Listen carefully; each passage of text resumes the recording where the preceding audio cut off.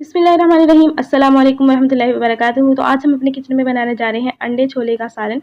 ये सालन बहुत टेस्टी बनता है और बनाना भी बहुत आसान है। सुबह के नाश्ते में ख़ास तौर पे ये सालन खाया जाता है। तो आपने रेसिपी को फुल वॉच करना है, स्किप कर करके नहीं देखना है। रेसिपी स्टार्ट करने से पहले जिन बहन भाइयों ने हमारे चैनल को अभी तक सब्सक्राइब नहीं किया है, काइंडली जल्दी से सब्सक्राइब कर लें, और जिन्होंने पहले से किया हुआ उनका दिल की गहराइयों से शुक्रिया। आप हमारी दुआओं में रहेंगे हमेशा।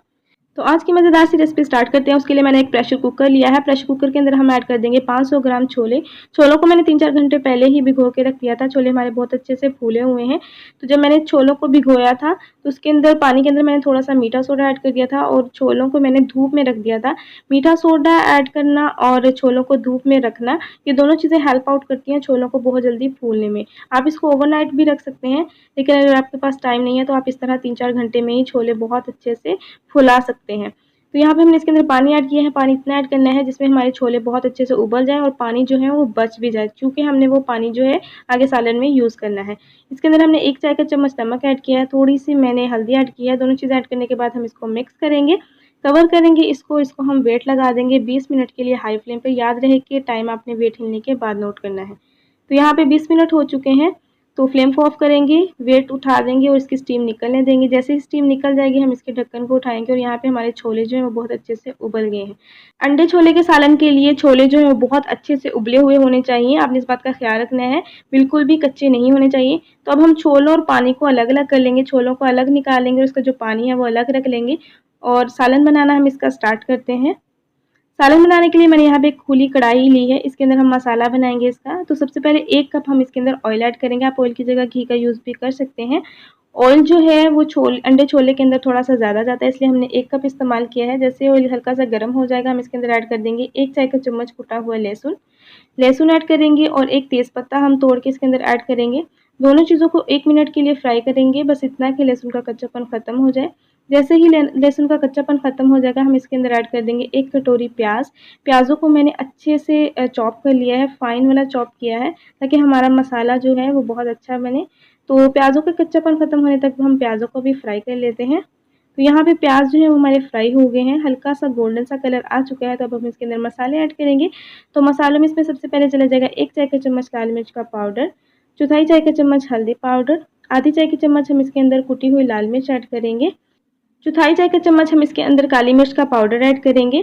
आप कुटी हुई काली मिर्च भी ऐड कर सकते हैं इसके अंदर। तो बस यही मसाले ऐड करेंगे। स्टेज पे अभी हम इसके अंदर नमक नहीं ऐड करेंगे, क्योंकि हमने पानी यूज़ करना है चनों वाला, तो उसके अंदर नमक है। तो बाद में हम इसके अंदर नमक ऐड करेंगे अकॉर्डिंग टू टेस्ट। तो यहाँ पे हमने मसाले को 3-4 मिनट के लिए भून लिया है। मसाला हमारा बहुत अच्छे से भून गया है, इसका कच्चापन ख़त्म हो गया है। तो इसके अंदर हम उबले हुए छोले ऐड कर देंगे। छोले ऐड करने के बाद हम छोलों को अच्छे से इसके अंदर भूनेंगे, यहाँ तक कि छोलों का सारा पानी खुश्क नहीं हो जाता है, उसके किनारों से ऑयल निकलना स्टार्ट नहीं हो जाता है, तब तक हम इसकी अच्छे से भुनाई कर लेंगे। तो यहाँ पे छोले की हमने अच्छे से भुनाई कर लिया। आप देख सकते हैं इसके किनारों से ऑयल निकलना स्टार्ट हो गया है। तो कुछ मसाले हम इस स्टेज पे ऐड करेंगे। तो सबसे पहले हम इसके अंदर ऐड करेंगे 1 चाय का चम्मच धनिया पाउडर, आधी चाय की चम्मच हम इसके अंदर ज़ीरा पाउडर ऐड करेंगे, 1 चाय का चम्मच हम इसके अंदर चाट मसाला या आमचूर पाउडर ऐड करेंगे। थोड़ी-सी इसके अंदर खटाई आएगी तो इसका फ्लेवर और ज़्यादा इन्हेंस हो जाएगा।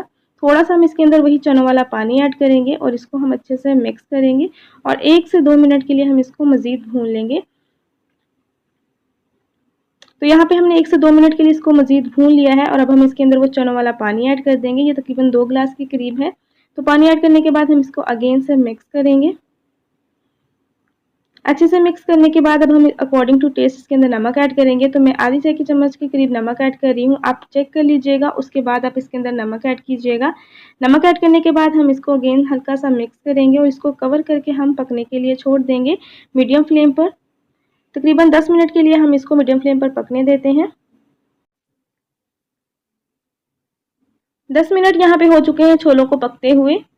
एक दफ़ा हम इसको मिक्स करेंगे और यहाँ पे अब हम इसके अंदर ऐड करेंगे उबले हुए अंडे। तो अंडे जो है वो आपने पहले ही उबाल के रख लेने हैं। तो यहाँ पे हम इसके अंदर अंडे ऐड करेंगे। तो मैंने 7 अदद अंडे लिए हैं, आपको जितने अंडे ऐड करने हो आप इसके अंदर ऐड कर सकते हैं। आप अंडों को काट के भी ऐड कर सकते हैं, मैंने साबुत ही ऐड कर दिए हैं। 1 चाय का चम्मच के करीब हम इसके अंदर कसूरी मेथी ऐड करेंगे, थोड़ी-सी कटी हुई हरी मिर्च ऐड करेंगे, हरा धनिया कटा हुआ हम इसके अंदर ऐड करेंगे और इसको हम हल्का-सा मिक्स करेंगे।